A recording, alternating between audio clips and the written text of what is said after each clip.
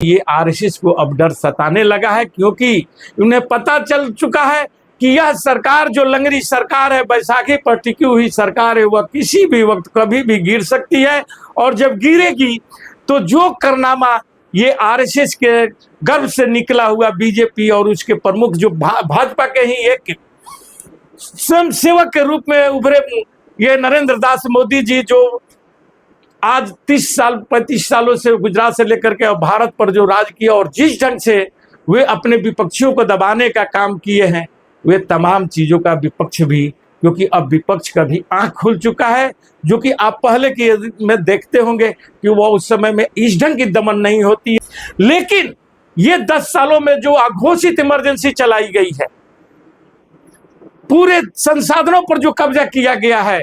और 10 साल तक ले जो ढंग की बेरहमी से जनता को कुचला गया है और उनको ये बोला जाता है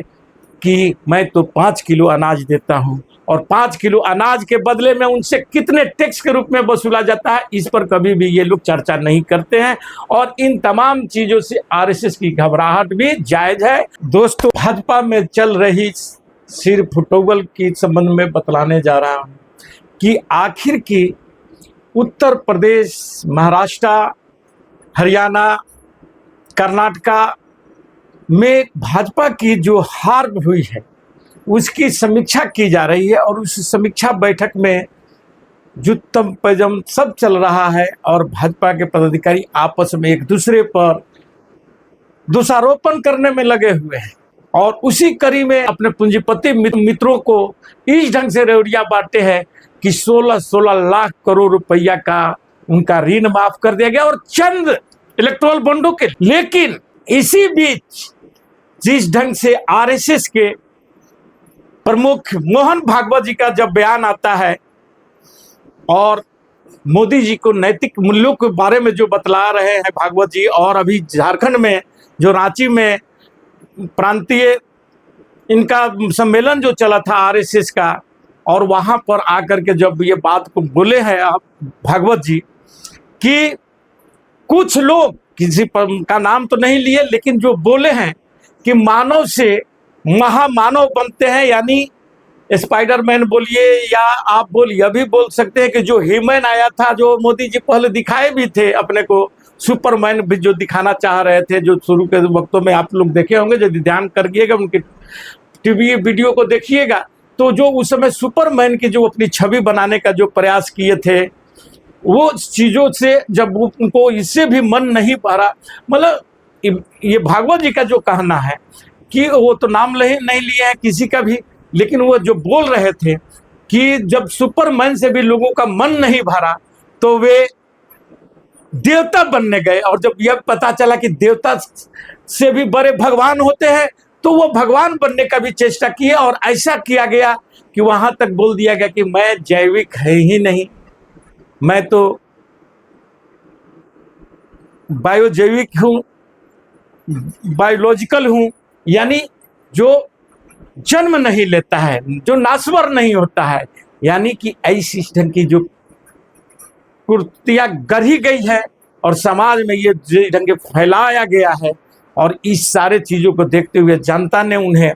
जिस ढंग से नकार दिया है, उस सारे चीजों को अब देखते हुए आरएसएस भी अब मोदी से पिंड छुड़ाने लगा है। और इसी कड़ी में जो आरएसएस का प्रमुख का जो बयान आया है वह समझने वाली बात है। लेकिन दूसरी तरफ आरएसएस प्रमुख के बयानों को इस मामले में भी देखना चाहिए, क्योंकि आरएसएस जो है वह आज तक किसी भी प्रकार की अपनी चंदा या सदस्यता का कोई विवरण सरकार को नहीं देती है। और अब यही डर आरएसएस को सताने लगा है। जिस ढंग से मोदी मैजिक खत्म होने लगी है, उनके चेहरे की गरिमा गिरने लगी है, तब आरएसएस को अब डर सताने लगा है। क्योंकि आरएसएस ने इन 10 सालों में जिस ढंग से बीजेपी ने बड़ी बड़ी बिल्डिंगें खड़ी किया, कुछ संपत्तियां जमा किया है, उसी ढंग से आरएसएस के लोगों ने भी दिल्ली से लेकर के हर राज्यों में अपना जो कब्जा जमाए हुए हैं और संपत्तियां अर्जित की है, बड़े बड़े जो ऑफिसें बनाई गई है, आपको मालूम होगा कि जब 2014 के पहले यही आरएसएस के जो 80 विंगे हैं, उन सब झोपड़ियों में और छोटे छोटे घरों में जो चलाए जाते थे, आज वे आलीशान महल में वे सब कार्यालय चलाए जा रहे हैं। ये सारे चीजों की तो जवाब देना होगा, और इसलिए लगता है कि आरएसएस प्रमुख पहले से ही विपक्षियों को भी बोलने लगे कि भैया मैं तो अब तुम्हारे साथ आ चुका हूं, मैं भी विरोध कर रहा हूं, इसलिए मेरा भी ख्याल रखना। और ये तमाम चीजों का ये डर आरएसएस को भी सताने लगा है, और आरएसएस को ये चीज समझ में आने लगा है कि जो कुकर्म बीजेपी और बीजेपी प्रमुख है, मोदी जी ने जो किया, जो प्रधानमंत्री हमारे देश का जिस ढंग से विपक्ष के साथ में जो खिलवाड़ किए हैं, उन्हें अनाहक जेलों में डालने का काम, उन पर एफआईआर दर्ज कराने का काम, और ईडी सीबीआई से इस ढंग से या तमाम जितने भी सरकारी एजेंसियां है उससे उसका गलत बेजा इस्तेमाल कर करके अब विपक्ष को जिस ढंग से ये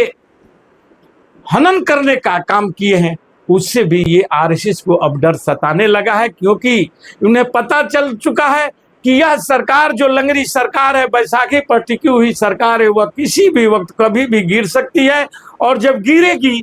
तो जो कारनामा ये आरएसएस के गर्भ से निकला हुआ बीजेपी और उसके प्रमुख जो भाजपा के ही एक स्वयंसेवक के रूप में उभरे ये नरेंद्र दास मोदी जी, जो आज 35 सालों से गुजरात से लेकर के भारत पर जो राज किया और जिस ढंग से वे अपने विपक्षियों को दबाने का काम किए हैं, वे तमाम चीजों का विपक्ष भी, क्योंकि अब विपक्ष का भी आंख खुल चुका है, जो कि आप पहले के में देखते होंगे कि वो उस समय में इस ढंग की दमन नहीं होती है जो एक इंदिरा गांधी के पीरियड के समय की, जो कि बार बार भाजपा ये बातों को उठाती रही है। और इस बात के लिए कांग्रेस ने अनेकों बार भी माफी भी मांग चुका है कि वह इमरजेंसी जो भी था वह गलत था। लेकिन ये 10 सालों में जो अघोषित इमरजेंसी चलाई गई है, पूरे संसाधनों पर जो कब्जा किया गया है, और 10 साल तक जो दंगे बेरहमी से जनता को कुचला गया है, और उनको ये बोला जाता है कि मैं तो 5 किलो अनाज देता हूं, और 5 किलो अनाज के बदले में उनसे कितने टैक्स के रूप में वसूला जाता है, इस पर कभी भी ये लोग चर्चा नहीं करते हैं। और इन तमाम चीजों से आरएसएस की घबराहट भी जायज है।